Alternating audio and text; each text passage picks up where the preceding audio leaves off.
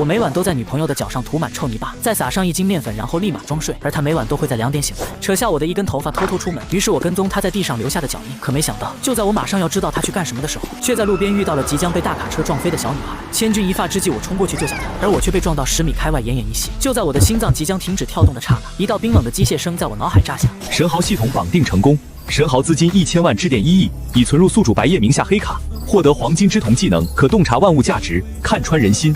获得昆仑拳宗师级技能，可对战100人。我猛地睁开眼睛，感觉现在的身体充满了前所未有的力量，更能看到甚至听到5公里外疾驰而来的迈巴赫。不到2分钟，黑色的迈巴赫就到了眼前，一条修长笔直包裹着黑色丝袜的美腿就冲了下来，他发疯一样冲向人群。露露，你在哪儿？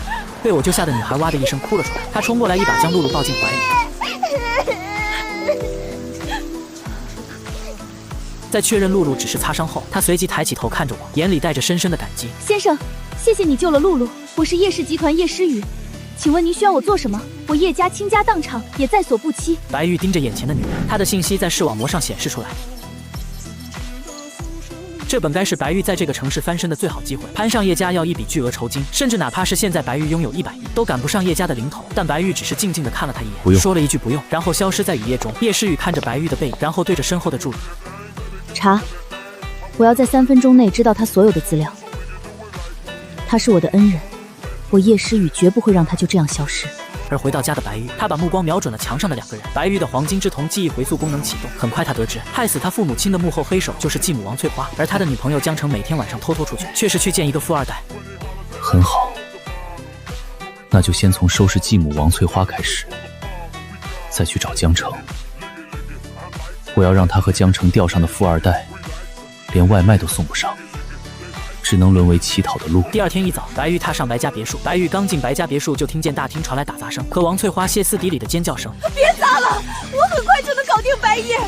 那小子签继承人转让书，到时候这别墅归我，我就有钱还给你们了。啪！一记耳光打断了他的哭喊。白玉推门而入，客厅里一片狼藉。平日里趾高气扬的王翠花披头散发跪在地上，脸上顶着鲜红的巴掌印。客厅中央坐着江澄地下高利贷头子虎哥，身后是4个拎着钢管的大汉。白玉闲庭信步走进来，视若无睹地向客厅中央走去。虎哥见白玉无视他，瞬间大火，伸手就要拍白玉的脸。哟，这就是那个废物大少爷。白玉猛地回头看向虎哥，他的信息也在白玉脑海中显示。你的手如果碰到我的脸，这辈子就再也拿不起筷子了。还有，你的心绞痛是不是每晚12点准时发作？你会看相？虎哥声音发颤，白玉没有回应，径直走向被翻乱的博古架，寻找母亲遗留的一个紫色檀木盒。王翠花见虎哥没动手，立马爬起来叫嚣：虎哥，他是第1顺位继承人，逼他签字过户，这房子就是你的了。虎哥眼神闪烁，在几千万的债面前，那点恐惧不算什么。他脸色一沉，兄弟们，按住这小子！今天不签字，就剁他1根手指头！紧接着4个打手挥舞着钢管冲向白玉，白玉背对着他们叹了口气。为什么非要逼我动粗呢？话音未落，他猛地转身，一个简单的侧踢，砰！冲在最前面的打手如被卡车撞击，倒飞5米，狠狠砸在墙上，直接晕了过去。全场死寂，剩下3个打手硬生生刹住车，吞了口唾沫。白玉收回腿，在茶几旁找到了那个母亲遗留下来的檀木盒子，他擦去灰尘，转身看向已经傻眼的王翠花。王翠花，你不是一直想要这栋房子和白家产业吗？那我现在给你。王翠花愣住了，白玉看向虎哥，嘴角勾起一抹笑意。刷卡机带了吗？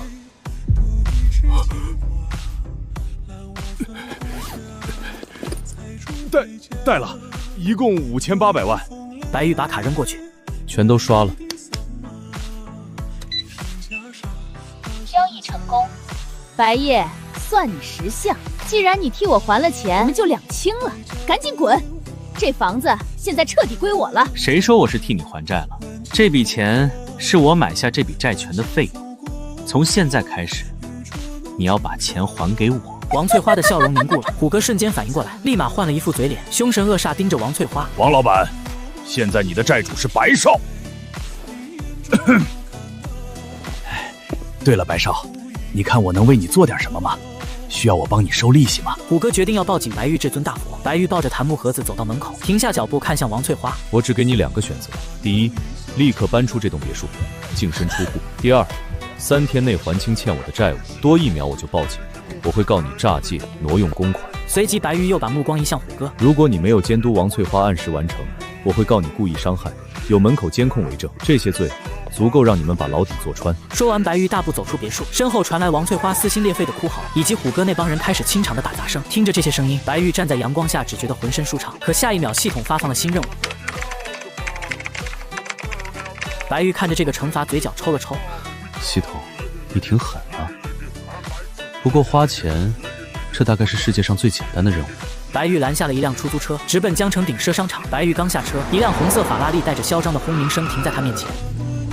哟，这不是白夜吗？听说你被赶出家门送外卖去了，怎么送到这种高档地方来了？这里的保安可不让要饭的进。当初白家一出事，江城就光速把白玉甩了，转投了富二代的怀抱。白玉看着他，非但没有生气，反而笑了。正好花钱任务还缺个观众。是啊，来要饭。白玉理了理袖口，笑容灿烂。不过今天要的不是饭，是整个商场。这时车门打开，江城挽着个穿范丝折花衬衫的男人走下来。露露，这就是你那送外卖的前男友，小白脸长得不错，可惜是个穷逼。这里的空调都按分钟收费，你送一单够吹10分钟吗？白毅，给你介绍一下，这是我现在的老公张志强，家里是做建材生意的，身价好几个亿呢。他特意加重了好几个亿这几个字，眼神挑衅地看着白玉，似乎期待在他脸上看到自卑、愤怒或者是无地自容的表情。然而他失望了，白玉只是平静地站在那里，眼神淡漠的像是在看两旁的空气。让开！白玉迈步向前，语气平淡。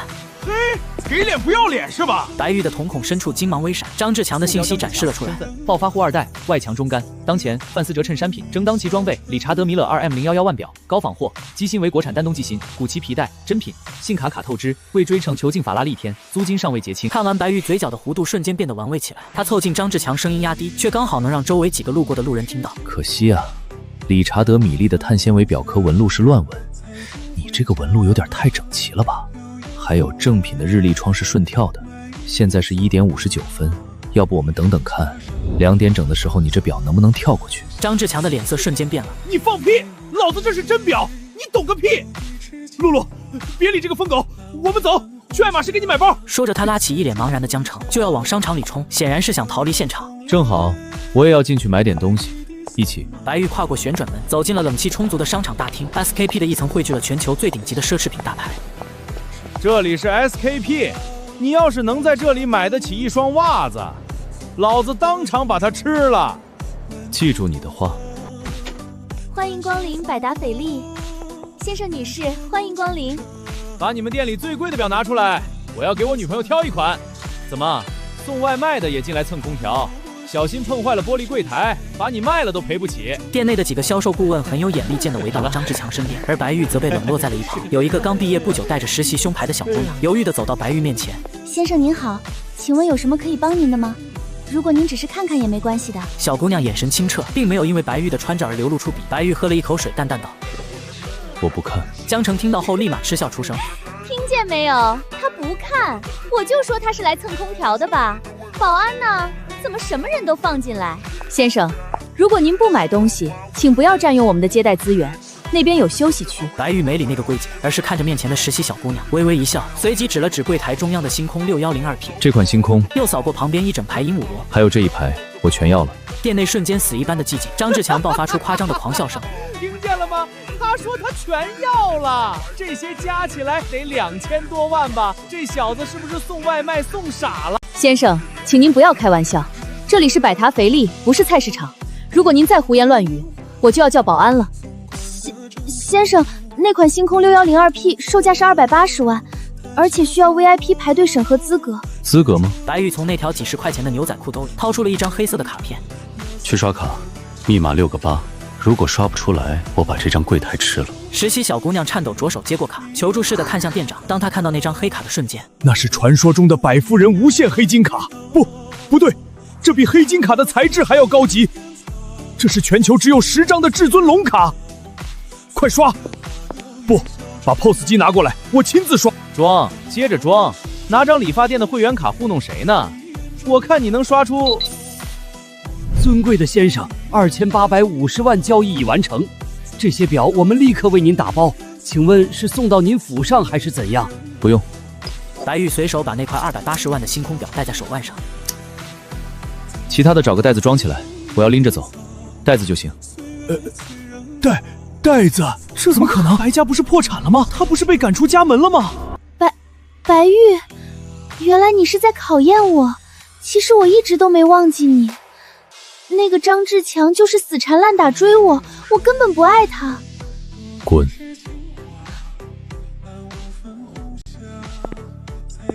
刚才谁说要吃袜子的？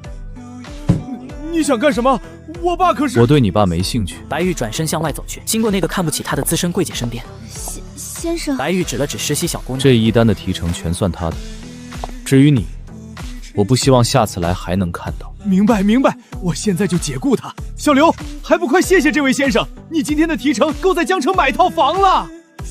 谢谢先生。白玉看了一眼系统面板，这层所有当季新款 L 码的，每样来3件。隔壁古池那几个限量鳄鱼皮箱子，拿来装衣服。先生，您稍等，我马上安排。海蓝月年全套打包100套，送去给外卖站的兄弟们擦手。接下来的1个小时，整个 SKP 商场陷入前所未有的地震。一个穿着优衣库的神秘神豪，以横扫千军的姿态血洗各大奢侈品店。他根本不看价格。商场总经理亲自带着20个保安跟在身后，专门负责拎东西。张志强和江丞相2个被遗忘的小丑，呆呆跟在后面。他到底哪来的钱？肯定是不义之财，我要举报他！尊敬的各位顾客，今日 SKP 将提前半小时闭店。有一位尊贵的客人包下了顶层花园中钢琴钢大师郎先生现场演奏。给您带来的不便，敬请谅解。白玉站在2楼扶梯口，嘴角微扬，这也是系统安排的消费项目之一。任务完成，消费金额1亿050万，10亿现金已存入账户。Skip 商场转让合同生效，魅力加10，体质加10。SKP 成我的了。商场总经理接到电话，脸色瞬间惨白，快步走到白玉面前，单膝跪地。我是 SKP 总经理王大海，您已收购集团51%股份，从现在起，这里您说了算。收购 SKE 51%的股份。这家商场我从小就来逛，现在居然成我的了。起来吧，既然我是老板，那我现在发布第1条命令：这2个人影响我购物心情，把他们扔出去。以后 SKP 旗下所有商场禁止这2个人踏入半步。还有那个男的手上戴的假表看着碍眼，帮他摘了。王大海立马起身，保安动手！20个保安如狼似虎扑了上去。不，白玉，你不能这么对我，我是你最爱的人啊！放开我，我爸不会放过你的。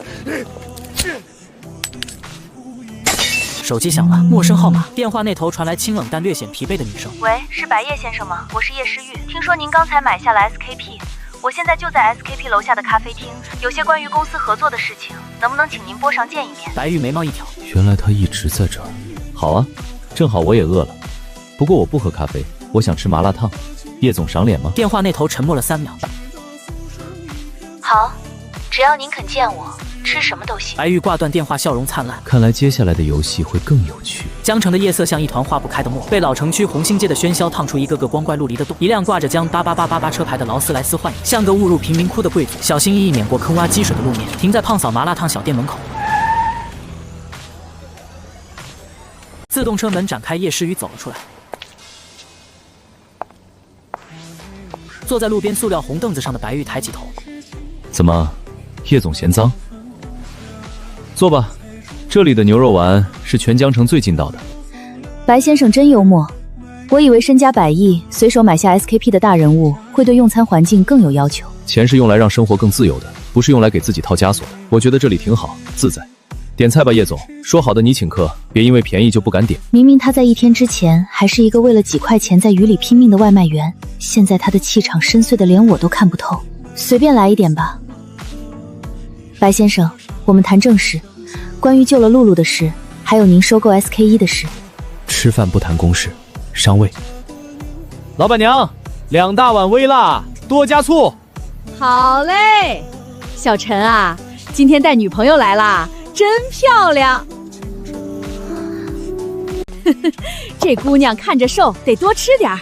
这顿嫂子请了。叶诗雨的脸瞬间红到，不是我，是他。我是他债主。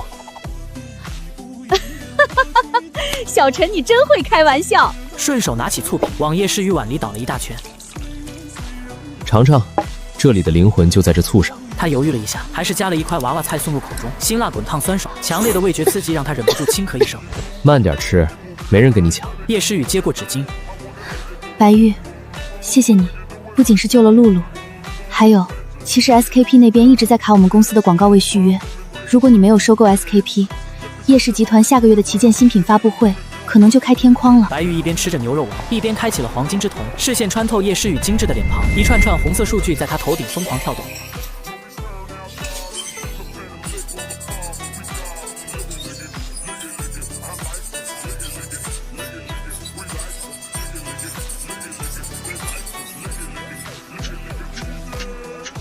惨，太惨了！这哪里是女总裁，简直就是被架在火上烤的唐僧肉。叶总，恕我直言。你现在担心的应该不是发布会场地的问题吧？据我所知，你们公司账面上恐怕连付 SKP 场租的钱都拿不出来了吧？叶诗雨手中的筷子猛地一抖，一颗鹌鹑蛋掉回碗里，溅起几滴红油，落在她白皙的手背上。她顾不上擦，瞳孔骤缩，死死盯着白玉。你怎么知道？你是商业间谍？我是你的救命恩人，不是间谍。白玉抽出一张纸巾，自然地拉过他的手，帮他擦去手背上的油渍。而且我不光知道你没钱，还知道你之所以这么惨，是因为你身边出了轨。叶诗雨脸色煞白。就在这时，叶诗雨的手机疯狂震动起来。喂，李总监，明天的标书准备的怎么样了？被黑客攻击了，所有关于绿洲项目的设计原稿和数据全部被锁死销毁，备份硬盘也坏了。什么？这怎么可能？我们的防火墙是顶级的，而且备份盘在你保险柜里，怎么会坏？我也不知道，叶总。明早9点就是竞标会，现在重做根本来不及了。盛资本那边好像早就准备好了方案，我们要完蛋了。手机从叶诗雨手中滑落，摔在地上。叶总，您还在吗？他整个人像是被抽走了几辆，瘫软的想要坐下。白玉单手扶着他，另一只手极其淡定的捡起地上的手机。演得不错，奥斯卡欠你一个小金刃。是谁？叶总吗？我是谁不重要，重要的是李抗，你现在最好祈祷天盛资本给你的那2000万安家费，够你买一副好点的轮椅。完了，全完了！那是我们最后的翻盘机会，没了设计稿，明天就是违约，我要赔偿3个亿，叶家会把我吃了的。慌什么？设计稿没了，可以再画；钱没了，可以再赚。只要人还没死，游戏就没结束。再画也来不及了，只剩不到10个小时，那是几十个设计师熬了3个月的心血。谁说来不及？白玉松开手，转身提起地上的那堆名牌袋子。走。去哪儿？去你的公司。既然那个李浩说数据毁了，那我就让他看看什么叫神迹。顺便今晚我们来玩个捉鬼游戏。江城 CBD 叶氏集团大厦，设计部乱成一锅粥，几十个设计师对着黑屏的电脑抓耳挠腮。李浩总监正站在中间，装模作样的指挥技术人员抢修，但眼角的余光却时不时瞥向手表。只要拖过今晚明天叶诗雨一倒台，他就能拿着钱去天盛资本当副总。啊，叶总来了！叶总，您可算来了。我对不起您啊！只见叶诗雨大步流星走进来，虽然眼角还有些红，但气场却比平时更加凌厉。而在他身边还跟着一个穿着阿玛，手里却拎着一袋子麻辣烫打包盒的年轻男人。叶总，这位是？我是来送外卖的。白玉随手把那一袋子麻辣烫放在会议桌上，然后径直走向李浩。李浩被白玉那个眼神盯得心里发毛。这叶总，这时候了，您还带外人来捣乱？李总监，你的演技真的有点用力过猛。你说服务器被黑客攻击了，数据全毁了。当然，技术部都在抢修。是吗？白玉转身走到一台主控电脑前，手指在键盘上飞快地敲击了几下。宿主使用神级黑客技术网，正在追踪数据流向，正在恢复底层代码。这是什么手速？这是在编写反向追踪程序。不到1分钟，啪！白玉敲下回车键，原本漆黑的大屏幕瞬间亮起，但显示的不是设计图。搞定了，数据已删除。叶诗云那个蠢女人完蛋了。李浩的脸瞬间变成了猪肝色。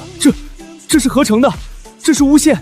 叶总，你不信我，信一个外卖员。叶诗雨看着大屏幕，心如刀绞，但也愤怒到了极点。他深吸一口气，指着门口：“保安，把这个吃里扒外的东西给我扣下来，立刻报警！”叶诗雨，你敢抓我？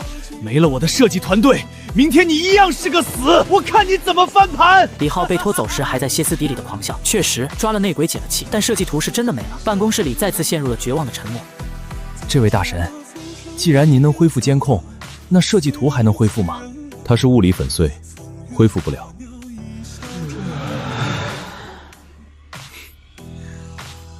不过，白玉话锋一转，走到会议桌的主位上坐下，打开了一盒麻辣烫，漫不经心地说道：“那些垃圾设计图毁了也就毁了，用那种东西去竞标，简直是丢人现眼。”你说什么？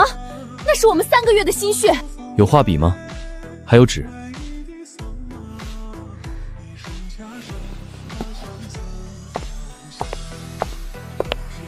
你要干什么？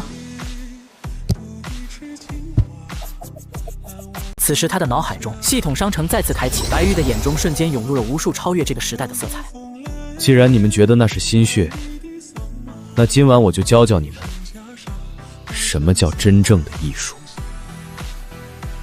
接下来的1个小时，叶氏集团设计部的所有人经历了一场世界观的崩塌与重塑。那个被他们视为外卖员的男人，就像一台人形打印机，他的手速快出了残影，一张张精美绝伦、构思极其炸裂的概念图在屏幕上诞生。这是赛博朋克加国潮的完美融合，这个光影处理太惊艳了，质感与创意直接拉满。当最后一张主视觉图完成时，白玉扔下笔，揉了揉手腕，屏幕上是一幅名为《重生》的海报。画面中废墟之上，一朵机械玫瑰在暴雨中绽放，那个意境像极了白玉自己，也像极了绝境中的叶诗雨。叶诗雨看着那幅画，眼泪无声的滑落。凌晨，他转过头，看着那个正在低头吃冷掉的麻辣烫的男人，这一刻他的心理防线彻底崩塌。别感动得太早。白玉咽下一口贡丸，抬起头，眼神中透着一股狠劲。图画好了，接下来该去收网了。明天早上的竞标会，我要让那个天盛资本把吃进去的连本带利的吐出来。他站起身，走到落地窗前，俯瞰着江城的夜景。叶总敢不敢陪我玩个大的？叶诗雨走到他身边，与他并肩而立，眼中再无迷茫，只有坚定的光。有何不敢？哪怕输了，大不了我跟你一起去送外卖。白玉笑了。送外卖？那恐怕不行。他侧过头，凑到叶诗雨耳边轻声说道：“毕竟我的副驾驶只做老板娘。”江城国际会展中心，清晨的阳光洒在巨大的玻璃穹顶上，折射出冰冷而理性的光芒。今天是江城新区地标项目未来之城商业综合体的最终竞标日，这是一块价值100亿的大肥肉，关乎着谁能成为江城未来10年的商业霸主。停车场内豪车云集，一辆骚包至极的荧光绿兰博基尼带着炸裂的声浪，横行霸道地停在了 VIP 专用车位上，甚至还压了线。车门剪刀般扬起，走下来一个穿着白色西装、头发梳得油光发亮的年轻男人，赵雨天，天盛资本的太子爷。这次要把叶氏集团逼上绝路的幕后黑手。跟在他身后的是一脸谄媚的李浩，昨晚刚被保释出来的叶氏前设计总监。赵少您放心，苏婉晴那边彻底完了。李浩顶着2个大黑眼圈，脸上的肿还没消，但眼神却异常兴奋。我亲手删的数据，连硬盘都用强磁削刻了，除非大罗金仙下凡，否则他今天只能拿着白卷来丢人现神。赵雨天整理了一下领带，嘴角勾起一抹淫邪的笑。做得好，等叶家破产了，叶诗玉那个高傲的女人还不是任我揉捏。正说着，一辆黑色的奥迪6环环驶入，那是叶诗雨的座驾。与周围的超跑相比，这辆车显得过于低调，甚至有些寒酸。赵雨天吹了声口哨，带着李浩大摇大摆地堵在了车门前。哟，这不是我们的叶大美女吗？车门打开，叶诗雨走了下来。经过一夜的煎熬与重塑，她今天的状态出奇的好，一身剪裁利落的职业装，将她原本就修长的身形衬托得更加挺拔。那双桃花眼里不再有昨日的焦虑，取而代之的是一种深不见底的平静。而在她身后的驾驶座上，走下来一个年轻男人，正是白玉。他今天为了配合叶诗雨，特意换上了一套深灰色的商务休闲装，没有打领带，却透着一股随性而慵懒的贵气。他手里提着一个银色的金属密码箱，里面装着那份惊世骇俗的神作。赵少，好狗不挡道。叶诗雨冷冷的开口，连正眼都没给赵雨天一个。赵雨天被噎了一下，脸色瞬间阴沉。叶诗雨，死到临头还嘴硬。听说昨晚你们设计部哭爹喊娘的，连服务器都烧了，怎么今天来是打算直接宣布弃权，然后求我收购你们公司？他贪婪地扫视着叶诗雨的身材，压低声音：其实只要你今晚来我房间，收购价我可以给你涨一涨。叶诗雨的眼神瞬间冷得像冰，还没等他开口，一只手突然伸过来，像赶苍蝇一样在赵雨天面前挥了挥。那边的那个谁，口臭味收一收，熏着我家老板。白玉站在叶诗雨身前，单手插兜，眼神戏谑：你推吗谁呀？赵雨天大怒，指着白玉的鼻子：这也是你能说话的地方，一个司机！李浩在旁边赶紧补刀：赵少，这就是昨晚那个送外卖的，就是他那个乌鸦嘴坏了我们的好事。送外卖的。赵雨天笑了，笑得前仰后合。你是不是疯了？带着个送外卖的来参加100亿项目的竞标，怎么？你是打算给评委送麻辣烫贿赂一下吗？周围几个路过的其他公司代表也忍不住发出了窃笑声。白玉并没有生气，他开启了黄金之瞳。目标赵雨天，状态极度自信，肾虚2级，随身物品竞标底价文件藏在内兜，一瓶蓝色小药丸，关键信息已买通评审团主评委张教授，约定暗号为摸鼻子，转账记录存在其加密手机中。白玉嘴角微扬，买通评委有点意思。赵少是吧？白玉上前一步凑到赵雨天耳边，用只有2个人能听到的声音说道：“昨晚吃的海狗丸是不是过期了？我看你印堂发黑，今天恐怕要有血光之灾啊！还有张教授那种老学段，胃口可是很大的，你那点茶水费，小心胃部暴殇。”赵雨天的笑容瞬间将在脸上瞳孔剧烈收缩。这小子怎么知道海狗丸？更重要的是，他怎么知道张教授的事？还没等他反应过来，白玉已经拉着叶诗雨的手臂，像绕开一堆垃圾一样径直走向了电梯间。白夜，你刚才跟他说什么了？他脸色怎么那么难看？电梯里，叶诗雨好奇地问。没什么，给他算了一卦。叶总，待会儿只管讲你的 PPT， 剩下的交给我。竞标大厅气氛肃杀，5位评审端坐在主席台上，中间那位秃顶的老者正是业界权威张教授，台下坐满了江城商界的头面人物，长枪短炮的媒体记者更是架满了后排。下面有请天盛资本进行提案演示。随着主持人的话音落下，赵雨天带着李浩走上台。虽然刚才被白玉吓了一跳，但到了主场，赵雨天还是恢复了那副嚣张跋扈的模样。各位评委，各位来宾。赵雨天意气风发地指着大屏幕，我们天盛资本带来的方案是城市绿洲，我们将打造一个集生态环保、科技于一体的空中花园。随着 PPT 的翻页，台下一片哗然，叶诗雨的脸色变了。那是我们原来的方案。他死死抓着衣角，指关节泛白。没错，李浩虽然删除了叶氏的原文件，但他把复印件带给了赵雨天。现在的城市绿洲除了名字改了，内容简直就是叶氏集团之前那版设计稿的像素级拷贝。无耻！叶诗雨咬牙切齿。台上李浩作为主讲人，正讲的眉飞色舞。这个双螺旋结构的空中连牢是我们的原创专利，这种通过光合作跃功能的玻璃幕墙更是我们的独家创意。原创。台下的白玉冷笑一声，拿出手机，手指飞快地在屏幕上点了几下。系统指令入侵会场投影系统，连接成功。既然你要玩抄袭，那我就让你抄个明白。台上李浩正讲到高潮，这是我们团队历时半年的心血结晶，绝对的独一无二。就在这时，大屏幕突然闪了一下，变成了一个巨大的分屏对比界面。左边是正在演示的城市绿洲，右边竟然是苏氏集团3个月前的内部会议记录视频。视频上有清晰的时间戳，画面里苏氏的设计团队正在讨论一模一样的图纸。全场瞬间死寂，紧接着一片哗然。我操，这不是苏氏以前的方案吗？连配色都一样，这是直接偷来的吧？天盛资本这么大公司，竟然玩这套！台上的李浩像被掐住脖子的鸭子，声音戛然而止。他惊恐地看着大屏幕，冷汗瞬间湿透了后背。这是怎么回事？谁切的屏？关掉！快关掉！快关掉！赵雨天更是气急败坏地冲向控台。技术员他们在干什么？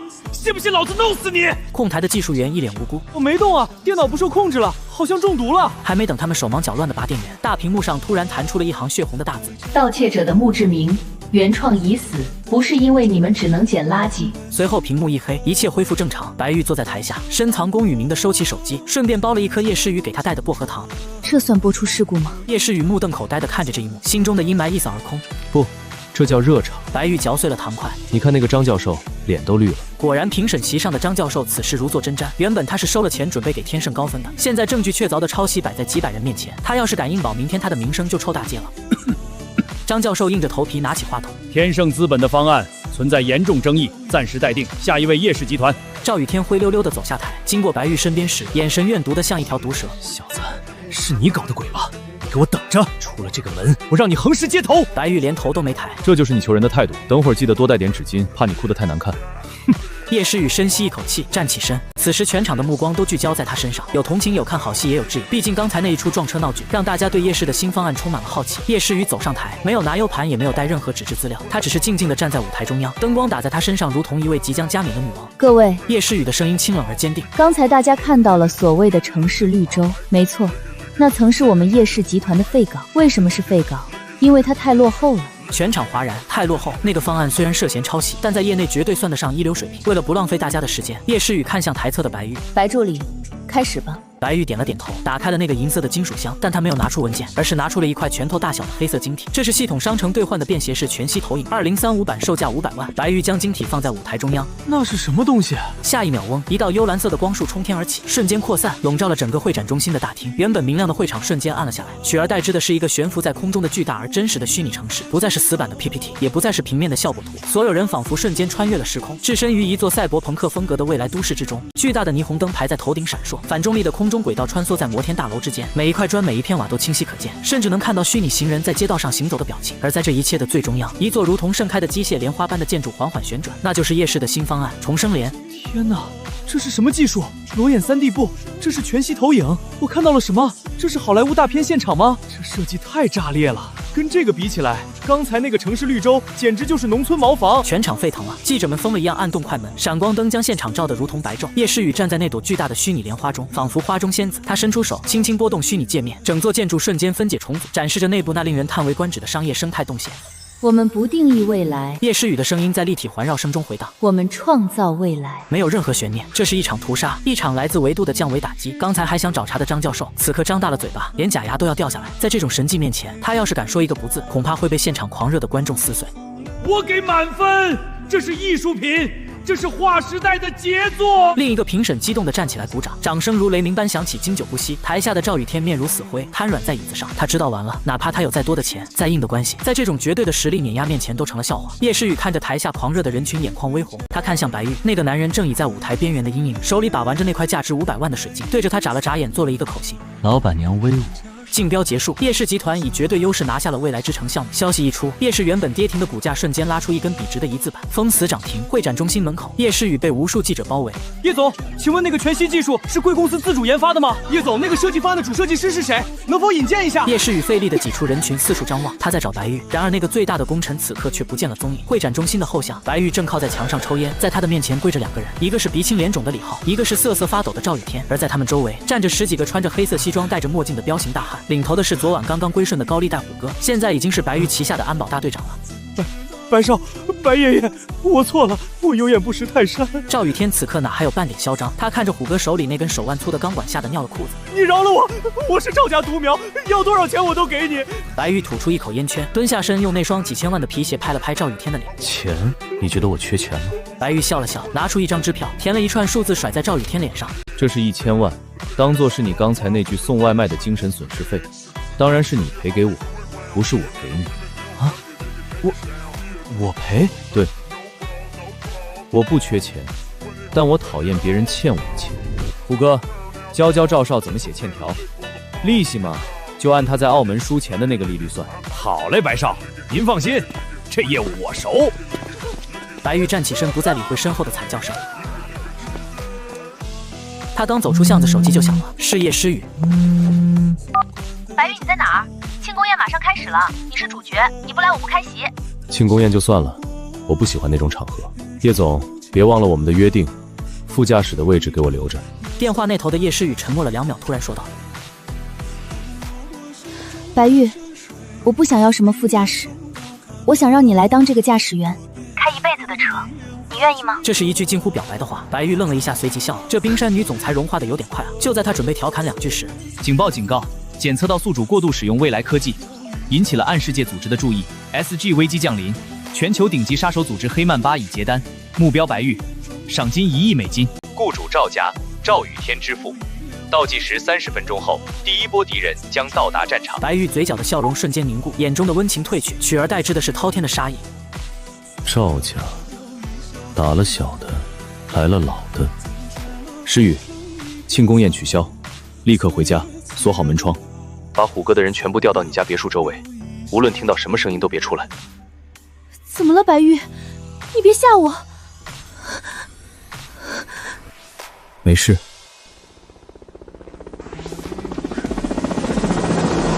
只是有些脏东西需要打扫一下。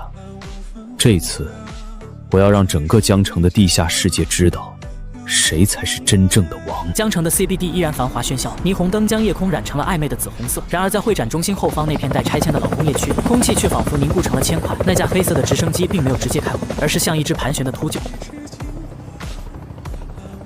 出来吧。作为一个国际顶级的暗处势力，还要像老鼠一样躲在阴沟里。四周死一般的寂静，忽然咻一声，极其细微的破空声像是死神的一声叹息。在他的黄金之瞳视野里，那枚以3倍音速袭来的子弹，此刻正拖着长长的热成像火焰，慢得像一只蜗牛。白玉甚至没有移动脚步，他只是微微侧头，幅度小到几乎可以忽略不计。只有这种程度吗？白玉抬起头，目光穿越了500米的距离，精准地锁定了那个躲在广告牌后的狙击手。传闻中的顶尖高手，似乎也平平无奇。500米外废弃大楼顶层，代号毒牙的狙击手冷汗瞬间浸透了作战服。报告队长，1号目标躲开了。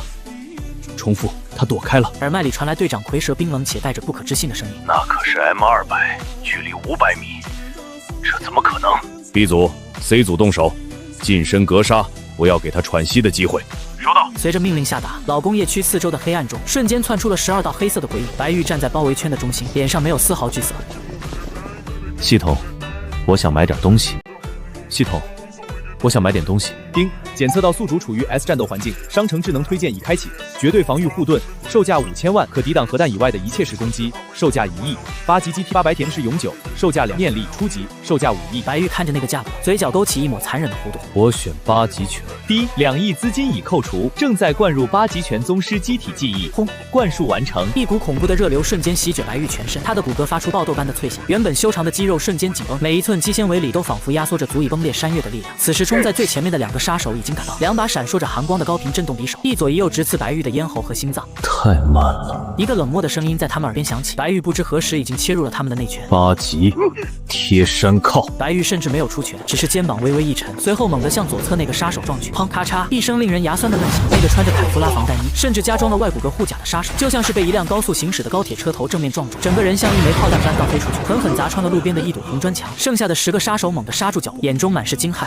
开火！开火！别让他近身！队长蝰蛇在耳麦里疯狂咆哮，哒哒哒哒哒，无数火舌瞬间喷吐，密集的子弹如暴雨般向白玉倾泻而去。但白玉动了，8级拳加持下的身体让他如同一道鬼魅的闪电，在弹雨中穿梭。黄金之瞳开启到了极致，每一颗子弹的轨迹在他眼中都是清晰可见的线路，避不开的子弹。他甚至直接伸手，当白玉的手指快若闪电，竟然在半空中硬生生夹住了一枚子弹。怪物，他是怪物！杀手惊恐地说。白玉扔掉子弹，身形暴起。现在轮到我了。接下来的3分钟是一场单方面的屠杀，白玉的身影如同死神的镰刀，所过之处必有人倒下。8级拳的刚猛被他发挥到了极致，顶心肘、阎王3点手、立地通天炮，每一个动作都简单直接，却蕴含着毁灭性的力量。外骨骼装甲在他面前就像纸糊的一样脆弱。一个杀手试图用火箭筒，结果还没扣下扳机，就被白玉一脚踢断了手，火箭筒掉在地上，轰的一声将那杀手自己炸上了天。当最后一名杀手被白玉踢飞后，整个街区重新归于死寂。白玉站在修罗场的中央，身上的阿玛尼西装甚至没有沾上一滴血，只有那双深邃的眼眸里燃烧着尚未褪去的金色火焰。他抬起头看向那栋废弃大楼的顶端，那里还有最后一条大楼顶层，蝰蛇的手在颤抖。他当了20年雇佣兵，在飞岛杀过军阀，在中东炸过油田，什么狠角色没见过？但像白玉这样徒手在3分钟内摧灭一支全副武装的精英小队，他听都没听说过。撤退，立刻撤退！情报有误，这根本不是 S 级任务，这是 SSSS 级送死任务！蝰蛇一边对着耳麦狂吼，一边飞快地拆卸狙击枪，准备通过滑索逃生。就在他转身的瞬间，一个冰冷的声音在他身后响起：来都来了，不留下来喝杯茶吗？蝰蛇浑身的汗毛都竖了起来，他猛地拔出大腿上的沙漠之鹰，回身就是一枪，砰！枪响了，但白玉消失了。下一秒，蝰蛇感觉手腕一凉，剧痛传来，他的右手连同那把沙漠之鹰齐刷刷地掉在了地上，切口平滑如镜。而在他面前，白玉手里把玩着一片薄薄的沾着血迹的生锈铁片，那是他在地上随手捡的一块易拉罐碎片。摘叶飞花皆可杀人。蝰蛇捂着肚子，惨叫着跪倒在地上，眼中充满了绝望和恐惧。别杀我！我是黑曼巴的亚洲区负责人，你杀了我，黑曼巴会追杀你到天涯海角！白玉居高临下的看着他，像看一只蝼蚁。威胁我？白玉蹲下身，用那块铁片拍了拍蝰蛇冷汗直流的脸。你知道我最讨厌什么吗？就是别人拿我数不清的东西来威胁我，比如钱。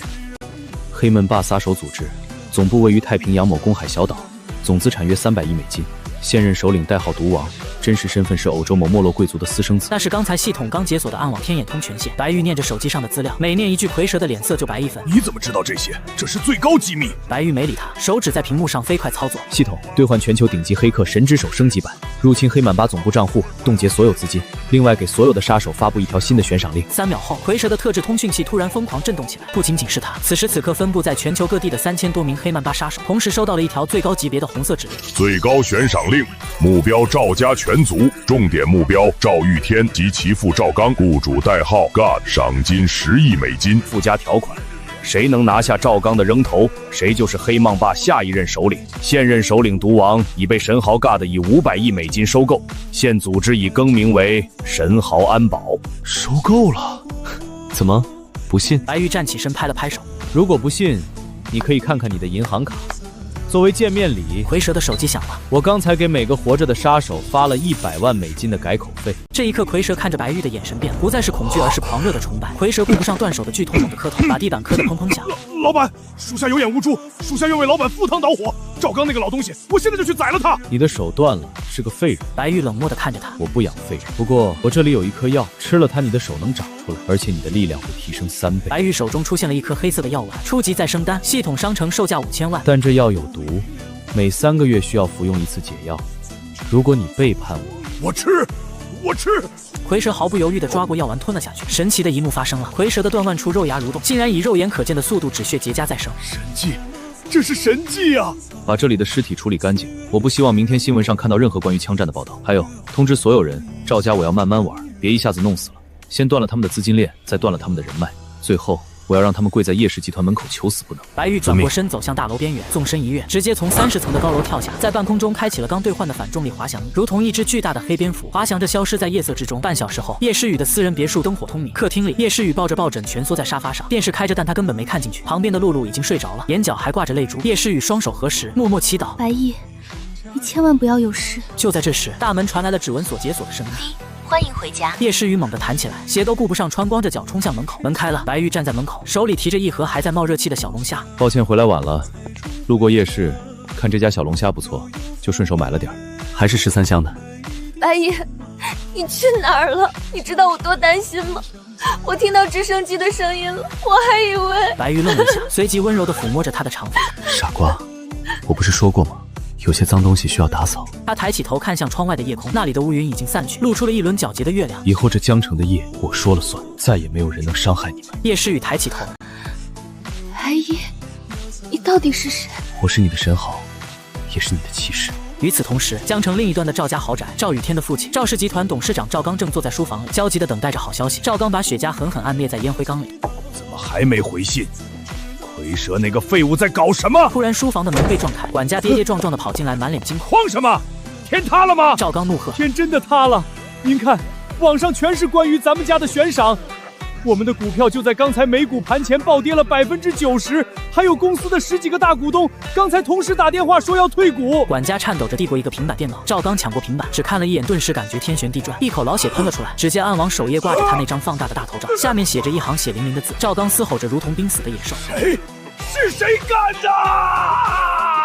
此时书房的电话响了，是一个陌生的号码。赵刚颤抖着接起电话，那头传来一个经过变声处理却依然透着无尽寒意的声音：赵董，晚上好啊！听说你在找黑梦八杀，可惜黑梦八现在醒来了。好好享受这最后的夜晚吧，明天太阳升起的时候，就是你们赵家的末日。嘟嘟，电话挂断，赵刚手里的听筒滑落，整个人瘫软在椅子上，眼神空洞。窗外原本属于赵家的辉煌灯火，在这一刻仿佛变成了通往地狱的引路灯。江城的清晨通常是忙碌而有序的，但今天整个城市的空气中都弥漫着一股令人窒息的疯狂，一切源于那个名为神罚的神秘组织昨晚在暗网上发布的那条悬赏令，10亿美金，这笔足以买下半个非洲小国的巨款，让全球的地下世界彻底沸腾了。赵氏集团总部大楼，这座曾经象征着江城顶级权贵的玻璃摩天塔，此刻已经被围得水泄不通。但围在大门口的不是记者，不是讨薪的民工，而是一群眼神凶狠、腰间鼓囊囊的公军人士。顶层董事长办公室，赵刚仿佛在一夜之间老了10岁。他瘫坐在那张价值100万的黄花梨木椅上，头发凌乱，双眼布满血丝，手里紧紧攥着一部卫星电话。理事长，是我老赵，我不求别的，求您派人来保护我。什么信号不好？喂！赵刚愤怒地将卫星电话砸向落地窗，砰的一声，防弹玻璃被砸出一个白点，映照出楼下那密密麻麻如蚂蚁般的人群。就在这时，办公室那扇厚重的红木大门被人从外面一脚踹开，进来的不是杀手，而是他的秘书。但此刻，这位平日里对他百依百顺的女秘书，正一脸冷漠地抱着一个纸箱子。赵总，这是您的辞职书，我已经帮您打印好了，您签个字吧。秘书把一张纸扔在赵刚脸上。另外，公司财务部的所有人都已经离职了。临走前，大家把公司账户里仅剩的300万现金分了，算是遣散费。赵刚气得浑身发抖。你们敢造反？我是董事长，我还没死呢！秘书冷笑一声，推了推眼镜。赵董，别天真了。现在的赵氏集团股票已经跌成了废纸，银行冻结了所有资产，连这栋大楼的水电费都欠了3个月。您现在就是个负资产，谁还认您这个董事长？说完，秘书头也不回地走了。临走前还顺手拿走了桌上那个纯金的笔筒。坏人，回来！把我的金币放下！赵刚嘶吼着想追出去，却被门口2个彪形大汉拦住了。那是他花重金请的保镖。赵董，省省力气吧。其中一个保镖嚼着口香糖，眼神玩味。我们哥俩还没走，是因为有人出了更高的价钱，让我们看着你，别让你自杀。是谁？保镖没说话，只是侧过身，恭敬地让开了一条路。走廊尽头传来了一阵不急不缓的脚步声，皮鞋踩在大理石地面上，发出清脆的哒哒声，每一下都像是踩在赵家父子的心脏上。一个穿着深蓝色定制西装的年轻男人，挽着一位气质绝尘的冷艳美女，闲庭信步般走了进来，在他身后跟着一大群西装革履的精英，每个人手里都提着公文包，看起来像是一个专业的并购团队。早啊，赵董。白玉走进办公室，环视了一圈这个奢华到极致的空间，最后目光落在了赵刚那张惨白的脸上。这就是江城首富的办公室，品味有点土啊。这金蝉摆件是镀金的吧？白玉嫌弃的掂了掂，然后啪的一声扔进了垃圾桶。白衣，赵刚死死盯着眼前这个男人，眼中的怨毒几乎要溢出来。是你发布的悬赏令！你这个恶魔，你到底想干什么？杀人不过头点地，你这么做是犯法！白玉拉过一把椅子，让叶诗雨坐下，自己则慵懒地靠在办公桌边缘，居高临下地看着赵刚。昨晚你们派杀手去杀我的时候，怎么没想过法？怎么只许州官放火，不许百姓点灯？白玉打了个响指，身后的一名律师走上前，打开公文包，拿出一叠厚厚的文件，摊开在赵刚面前。赵董，自我介绍一下，我是白毅先生的首席法务代表。这份是赵氏集团全面资产转让协议。律师推了推眼镜，语气平淡的像是在宣读死亡判决书。根据我们的核算，赵氏集团目前负债230亿，资产估值因为受到不可抗力影响，目前估值为-50亿。本来这是一家破产清算的公司，但我的老板白毅先生心善，愿意出资收购。收购？赵刚仿佛抓到了救命稻草。你愿意出多少钱？只要你肯撤销悬赏，这公司我给你，全都给你。白玉笑了，他伸出一根手指，100亿。赵刚眼睛亮了，白玉摇头，10亿。赵刚咬牙，白玉依旧摇头，1个亿。赵刚的心沉到了谷底，白玉收起笑容，从兜里摸出一枚硬币，那是一枚早已停止流通的生锈的1分钱。硬币当啷在桌面上旋转，发出刺耳的摩擦声，最后倒在赵刚面前。1分钱。白玉淡淡的说道：“白，你赵家3代积累的所有基业，包括这栋楼，你名下的所有房产、车子、股票，甚至是你身上这套西装，你欺人太甚！”赵刚气得一口血喷了出来。我就算把这些东西都烧了交给乞丐，也不会给你。白玉眼神一寒：“你可以试试。不过我提醒你，楼下那3000多个赏金猎人可是等得很着急。如果我撤回了活捉的指令，你猜他们会怎么冲进来？”赵刚瞬间僵住了，这是一道无解的选择题。爸，签吧，我想活，我不想死啊！赵雨天崩溃，爬过来抱住赵刚的大腿，哭得鼻涕眼泪全流。看着儿子这副窝囊废的样子，赵刚眼中的光彻底熄灭了。白毅，你好狠！赵刚颤抖着手拿起了，在签字的那一刻，他感觉自己的灵魂被抽空，奋斗了一辈子的江山，就这样以1分钱的价格卖给了这个曾经被他视为蝼蚁的送外卖的。这就对了嘛。白玉拿起签好的合同看都没看一眼，直接递给身后的叶诗雨。诗雨，送你的礼物，喜欢吗？叶诗雨捧着这份沉甸甸的文件，这可是曾经差点逼死叶家的庞然大物啊！现在就这样轻描淡写的成了他的囊中之物。白毅，这太贵重了。叶诗雨感觉有些不真实。哎，一家人说什么两家话？再说了，我懒得管这些破公司。以后你就是叶氏集团，哦不对，现在叫白氏神豪第一分公司的董事长了。白玉站起身，拍了拍赵刚的肩膀，像是在安慰一条丧家之犬。行了，别哭丧着脸。为了庆祝抽购工，我决定再带你们父子俩去体验一下生活。体验什么？赵刚有种不祥的预感。购物啊！白玉打了个响指，系统开启神豪的羞辱式消费模式，检测到宿主正在进行高爽点剧情。任务发布：带着前首富去购物。任务要求在赵家父子面前买光他们曾经想买却舍不得买的东西，并强迫他们当搬运工。1个小时后，江城最大的奢侈品车行，这里陈列着全球最顶级的豪车。以前这里是赵雨天最喜欢装逼的地方，但他每次来也只敢看看那些几百万的入门款。至于展厅正中央那辆价值1-2千万的布加迪黑夜之声，他连摸都不敢摸。但今天他来了，不过是以搬运工的身份。赵雨天穿着一件被撕破的衬衫，满头大汗的跟在白玉身后，而赵刚则像个老奴才一样唯唯诺诺的低着头。白玉指着那辆布加迪，似笑非笑的看着赵雨天。赵少，这辆车眼熟吗？听说你上次为这辆车求了你爸半年，你爸都没给你买。是的。喜欢吗？喜欢就多看2眼。白玉走到车旁，拍了拍车引擎盖，因为以后你只能在梦里开了。刷卡全款。说完，白玉转头看向销售经理，不用试驾了，直接把车钥匙给我。经理激动的手都在抖。